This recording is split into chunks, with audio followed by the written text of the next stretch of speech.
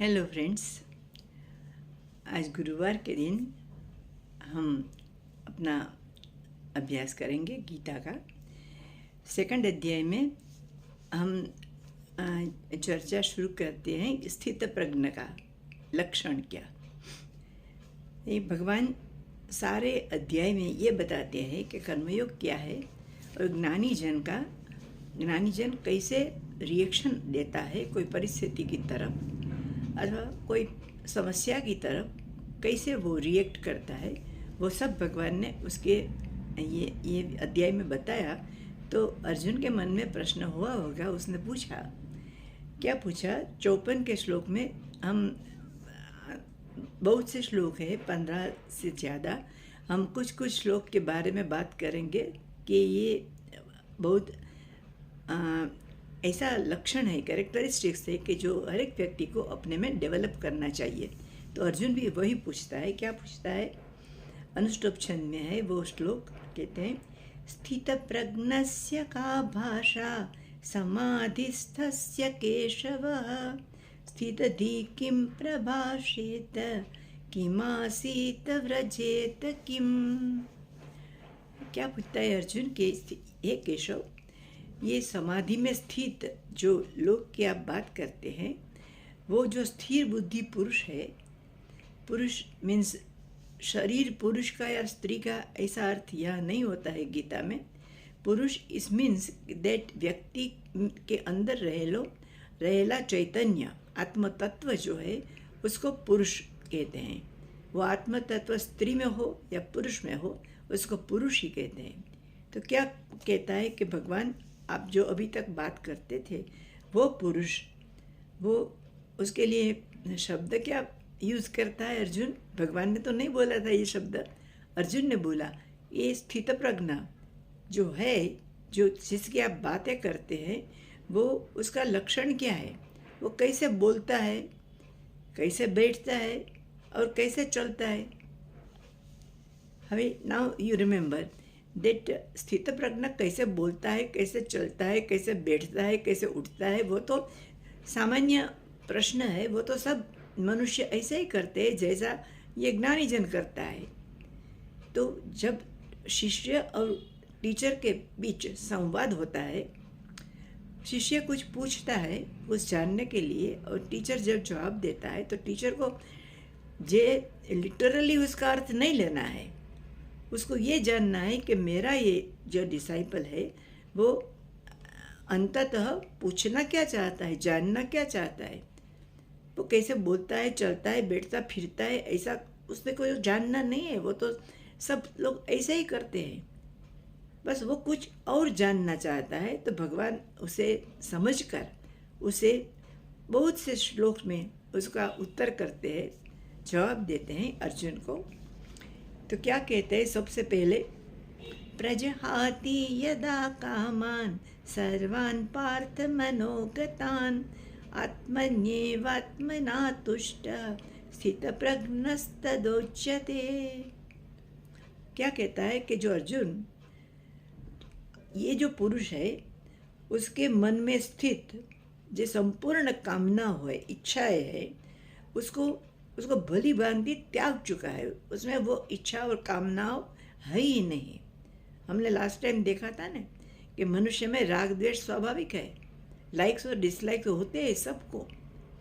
ये राग द्वेष है वो इच्छा के अंदर से उत्पन्न होता है, और राग द्वेष ले जाता है हमें कामना की ओर के हमें ही वो चीज़ चाहिए या हमें नहीं, हम उसे पसंद करते हैं तो उसको ना चाहिए। उसके लिए क्या करना चाहिए वो हम सोचते हैं, क्योंकि हम कामनाओं के गुलाम है। हम तो सामान्य जन हैं, तो हम ऐसे सोचते हैं। ज्ञानी जन ऐसा नहीं सोचता। उसने सर्व कामनाओं का त्याग ही कर दिया, उसमें कामनाओं है ही नहीं। और वो हमें क्या चाहिए कि हमें संतुष्ट रहने के लिए, सुखी रहने के लिए कुछ पदार्थ चाहिए, कुछ सुख सगवड़ता भोग चाहिए, कुछ मनोरंजन चाहिए, उसके लिए कुछ साधन चाहिए, लेकिन उसको कुछ नहीं चाहिए। वो ऐसे ही आंखें बंद कर बैठ सकता है अपने ही साथ, और अपने में ही आनंद उसको आता है। को कि why because he has already that त्याग कर दिया है सबका। उसके मन में है ही नहीं कि मैं सुखी होऊंगा जो वो चीज़ मेरे पास होगी, ऐसी कोई कामना इसमें है ही नहीं। और दूसरा क्या है उसका लक्षण कि दुखेशु अनुद्वग्नि मनाहा, जो दुख आ जाए उसके जीवन में तो उसका मन डिस्टर्ब नहीं होता, वो उद्वेग नहीं होता उसके मन में, वो समता से वो दुख को भी जान लेता है और सहन कर लेता है।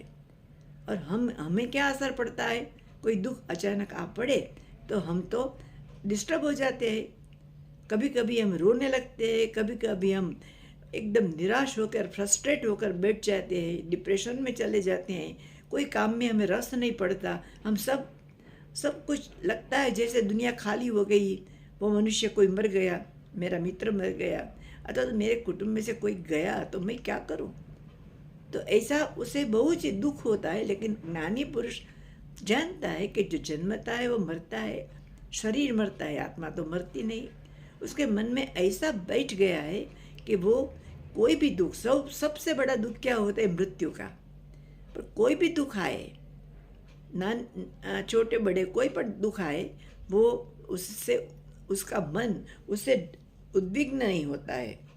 और वो कैसा हो जाता है, उसमें राग भी नहीं है, द्वेष भी नहीं है, और भय भी नहीं है, क्रोध भी नहीं है।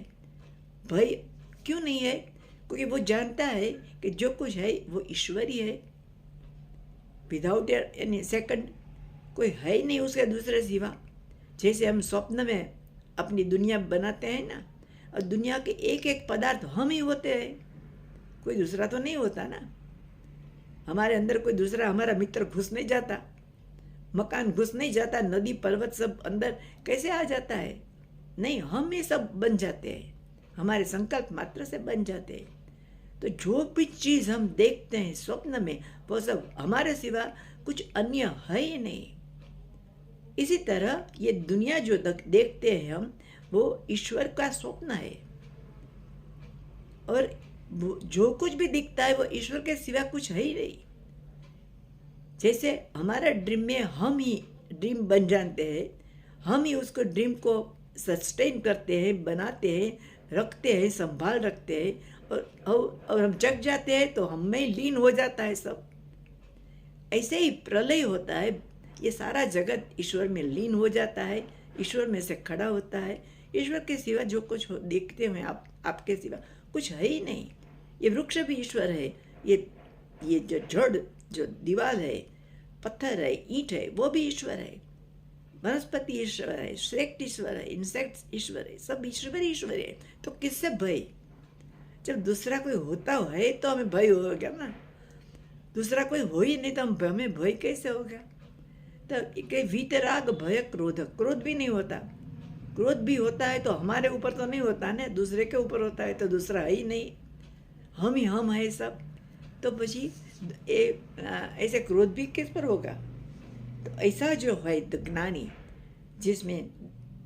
जिसका मन डिस्टर्ब नहीं होता कोई भी दुख से बड़ा, और जिसमें इच्छा और राग द्वेष कामनाएं है ही नहीं, और भय और क्रोध भी नहीं है, ऐसा जो है वो स्थित प्रज्ञ है। तो स्थित प्रज्ञ क्या है वो भगवान इस श्लोक में समझाते हैं।